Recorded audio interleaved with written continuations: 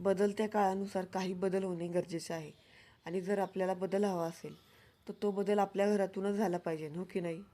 पूर्वी लोक म्हणायचे शिवाजी जन्मावेत पण ते शेजारच्या घरात.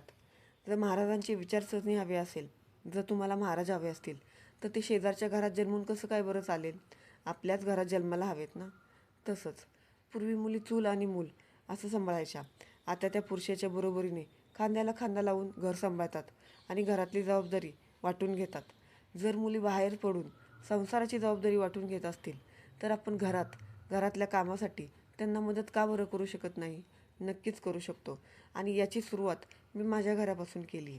मी माझ्या मुलांना सुट्टीच्या दिवशी घरातली छोटी छोटी कामं करायची सवय लावली आहे आणि ते देखील ते आवडीने करतात. बघा बरं, आजची देवपूजा आणि घरातली साफसफाई माझ्या मुलांनी केली. कारण बदल घडवायचा असेल तर तो आपल्यापासूनच करावा लागतो, हो ना?